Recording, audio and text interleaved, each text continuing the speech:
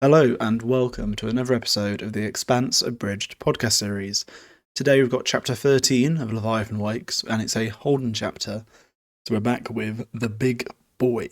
So last time we saw them, they'd just been taken aboard the big Martian battleship, and they just got aboard, they've been stripped of all their gear, and they were kind of locked up. Holden been interrogated for a bit, and then they get back, the team's all together, and they go into combat, and a Gorse round, which is kind of like a railgun super fast round, goes to the room and takes out Shed's head. So we lost Shed, who I know was a fan favourite.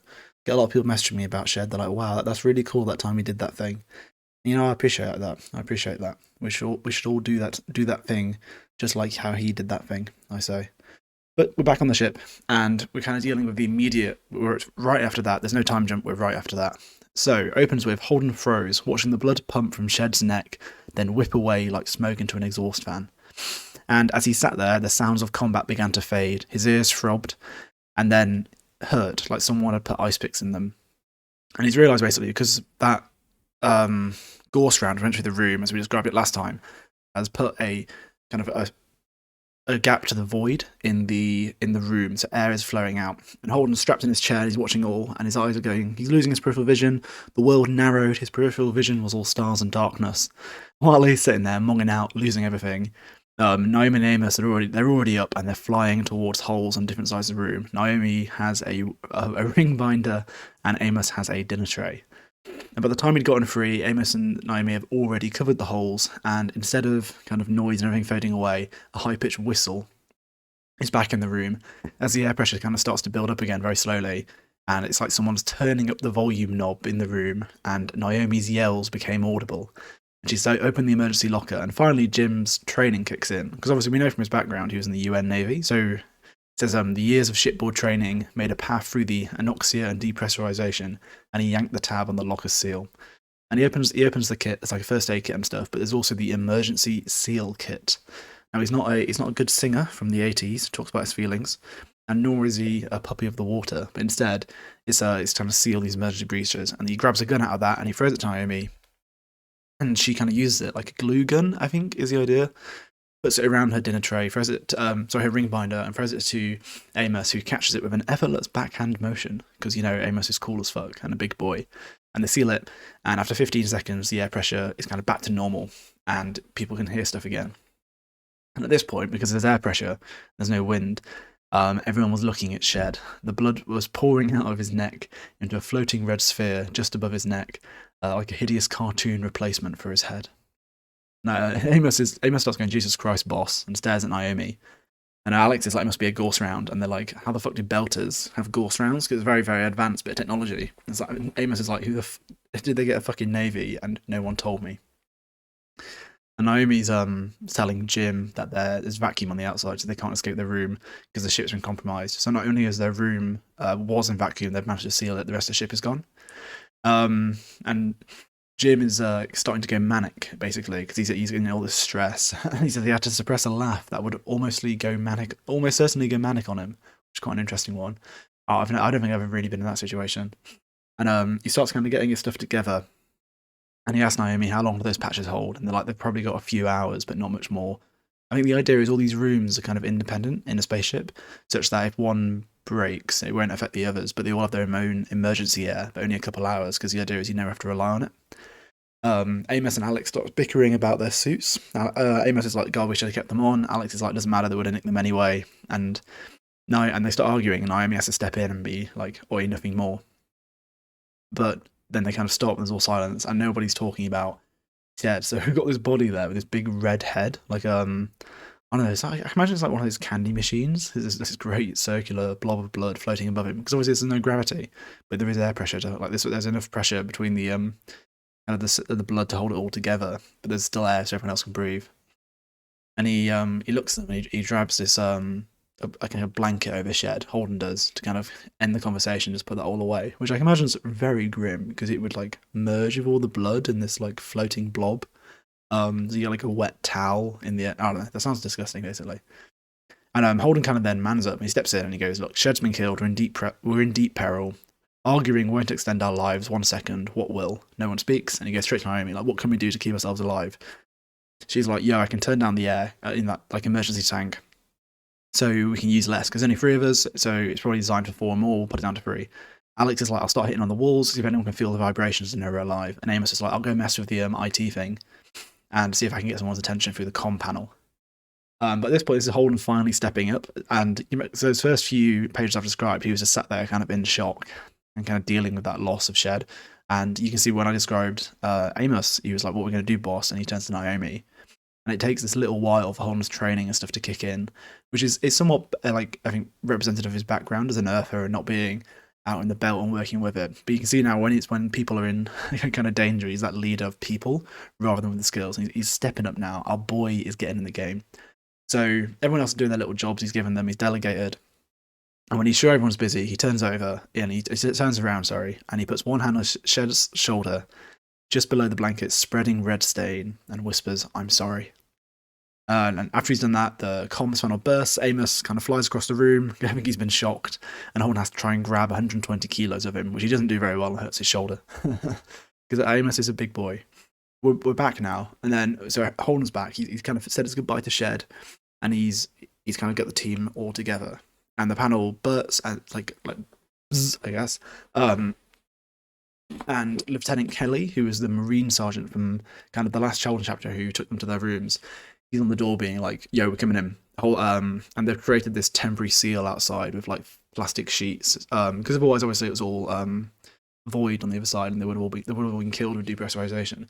But they created this like temporary airlock, and a few Marines in it says that they were in heavy vacuum rated armor and carried enough weaponry to fight several minor wars. So they would have done great in Africa and the Middle East in the late 1900s. And they come in, they give them some quick vac suits and a big bag. They're like, "Get it all on." And Kelly's like, "Right, get your suits on. I'm evacuating you because you're like our prisoners." And also, you remember Holden did say on the way in, it's like, "If I go missing, you know what Mars have done." So he has guaranteed safety. And now the Marines are like, "Look, we're going to evacuate you. We've got less than 10 minutes. And they're like, "Why? Is the ship falling apart? Is that why we've got to leave in 10 minutes? And Lieutenant Kelly says, "Not yet, but we're being boarded." And Holden goes, "Then why are we leaving?" And Lieutenant Kelly goes, "We're losing," which is quite an ominous way of speaking. It was very, very straight. And he says Holden thinks they were taking so long to get their suits on that the Marines would tap their feet as they were waiting, but with magnetic boots, they couldn't do it. And they get their suits on, bumble out the airlock, and they start running through the ship. And their plan is to go to one of the elevator banks. They've got like, you remember it's like an office block, the spaceships. They have these basically elevators that go up and down the ship, so there'd be these great empty tubes. And although they're all turned off because they've been boarded, and you'd turn them off such that, you know, the enemy can't use them and stuff, or if also the ship's lost power with the engines being off, they're going to get to one, and basically the plan is just to float down and get down to the hangar bay, which is where that ship is, they're going to take out. And they're kind of like, they start chatting as they're going along. Well, Holden does. No one else wants to speak. They're all yelling at him to be shut up. But Holden and Alex speak, and it turns out they're being boarded because they want the CIC, which is the Command Information Center. And the idea is if you get that of a flagship, like the Donager, like this ship, you know, all the codes, you know, deployments, there'll be a load of information, and they're going to try and get that. And Alex, who, as we discussed a few chapters ago, did fly for the Martian Navy for a while. And it kind of highlights that the standard procedure in this situation, if you get boarded, is you defend the bridge, which kind of controls the whole ship, the CIC with all its information, and engineering, because that contains the engines and the reactor. And if any of the 3 are breached, then the other 2 flip the switch, and the ship turns into a star for a few seconds. And Alex describes it as standard ops, to which Kelly growls about and says, "Those are my friends." And he doesn't mean to make light of it. And they get there, they get to this door, which gets to the escalator kind of shaft. And they're there, and they're kind of going in, and they obviously, because they're in the spaceships, they're in their space suits, they can't hear anything, and it's just the perfect quiet of the vacuum. Everything that was happening took on a distant and surreal feeling, and all they could feel was small vibrations between like firefights and boardings going on elsewhere in the ship. And Holden realizes he's actually suffering trauma all of a sudden. So the destruction of the Canterbury, the deaths of Arday and McDowell, and now someone had killed Shed in his bunk. It was too much. He couldn't process it. He felt the scene around him grow more and more distant. And he only stops this when he looks at Naomi, Alex, and Amos, who he calls his crew. And that's the one thing that kind of brings Holden back. So he's kind of spiraling away in this scenario. And what brings him back, what really kind of centers him and gets him motivated, is when he sees his boys, his crew. He just loves the boys. He's always there for them. And The doors slide open, they're about to hop down, and one of the Marines that was covering them explodes into little bits. His face disintegrates into a spray of pebble-shaped bits of armoured glass and blood. His armoured torso and the corridor bulkhead beside him bloomed in 100 small detonations and puffs of smoke. His body jerked and swayed, attached to the floor by magnetic boots. So he does kind of the full hero dying thing. You know, in like the scenes where they'll like hold open a door, they'll be spread like T-posing like Jesus, and they'll be like vibrating as they're shot up. He just does that because obviously they're magnetically clamped to the floor, and the armor will keep them up as he's exploding. And often these rounds explode because you have to go on the outside the armor. Then yeah, it's very much like I know who listens to this podcast, my dear friends. It's often like a bolt gun from Warhammer 40k, which I know you will all groan if I say that or not know what I'm on about, and I'm okay with that. And they throw themselves in the shaft. Holden makes a point of being the last man through, and gets all his crew through, and then he's finally thrown in by one of the Marines, by Kelly, and he says, "Get killed, and I'm not babysitting." And they start floating down this corridor down to their ship, so they're floating down the escalators. And they realise of the 3 Marines that are with them, one of them stayed behind. And he says, "He's covering our exit, make it mean something." So already we've had 2 Marines killed just to try and get this crew out of our 4 boys. And we've got only Kelly, who is the lieutenant, or the LT, who's kind of like leading them, and then one other Marine who can hack the doors. So they get down to the hangar, and they get their plan is to steal a corvette. And we get a little description of a corvette, and it's the smallest naval vessel that still has a Jeffrey Epstein drive. So the idea there being, it's like, that's where they can fit inside something like the Donager, like these big boy ships. They can have a few of these, and they're described as like torpedo boats, and quick, small, self-sufficient, and but still have an Epstein drive, which is kind of like the minimum required to actually fly around this universe and everything. And the plan is to get down there. They're going to get into the hangar, unclip their boots, and then float, because obviously there's no gravity, and they're going to just float over to the ship. And it's we're going to push off the wall and fly to it. So aim straight, or you miss your ride. And one of the guys pops out, the Gomez, who's like the final Marine with them, who can hack the doors. And he gets there, and he looks around, and he can see all the borders are over the hangar. So these are people that have taken control of the ship, and more importantly, these are people that actually beaten Mars on their home turf, and they've beaten Martian Marines, who were previously described as kind of the eminent fighting force. And we had last chapter was describing how good Mars is with their ships. They really do build them better than they do in the UN. And you can see these borders are there, they've taken over it. And Lieutenant Kelly says, "Gomez, right, he's gonna take civilians in 10 seconds, so you need to start wandering around and start shooting them to make." And the idea is he's gonna move and shoot, such that it appears there's more than one person there, is the idea. It'll be multiple people. And he's trying to make them think you're a small platoon. And Gomez says, "You're calling me small, sir? 6 dead assholes coming up." Because he's a legend, but he's also a short king, even if that is like his 3rd line of dialogue. And they get out there, and Holden has a quick look, and he notices the armour of these intruders. And they're wrapped in spacesuits. They've got a 0G manoeuvring pack, so they can float around, and heavy weapons. But he notices their armour was flat black. Holden hadn't seen the design before, which is a pretty interesting line at this point, because he's seen Martian Marines already. He'll know about them. He was in the UN Navy. He will know about their armour. So all of a sudden we've got this kind of new armour type. And it's one of the first indications you start going, okay, this is actually something different. This isn't it's potentially a belter, which is the assumption we're working on so far. Every time someone said, "Oh, how did the belters get 6 ships together? How did they get railguns? How did they board people?" You start going, okay, cool, there's another power in play all of a sudden.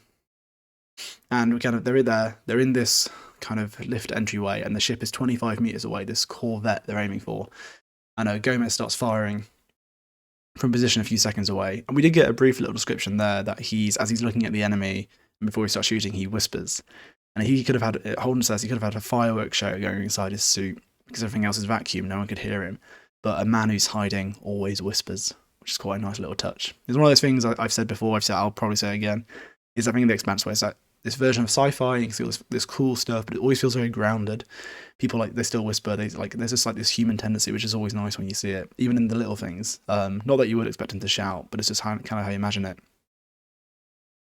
Gomez starts shooting, and then all of a sudden, one of the big guns these guys are holding around, after he's shot a couple of them with his rifle, and it fires these explosive rounds, so they actually get flung, like these enemy fighters, off the barricade they're in into like floating around in space, just from the momentum transfer from the rounds into them. And then all of a sudden, Gomez and the crate he'd been taking over behind disappeared in fire and shrapnel after one of the enemy boarders kind of fired his gun at them. So these boys they're well armed. And at this point, our guys, they're floating to the ship. They've done the big push, and it says they were halfway to the ship, and Holden was starting to think they might make it when a line of smoke crossed the room, intersected with Kelly, and the lieutenant disappeared in a flash of light. And then chapter ends. There's a nice one there. There's a bit of action. We kind of get a bit more description of the Martians, how they operate, and you see how kind of indoctrinated those Marines are, such that all four of them at this point, you're kind of presuming have died, and they knew they would, and they just did it because they were ordered to get these boys off the ship, in part because of Holden's manoeuvring beforehand with broadcasts. I think I really like this chapter as well, because there's a bit of action, which is fun and everything else, but I think you start seeing the dynamics between the team, so you get this kind of, the Martians are very, very strict, kind of working really hard, but you also see some of that with Naomi and Amos, who've been kind of belters for so long, and kind of in some like rough situations, as you have alluded to with their background.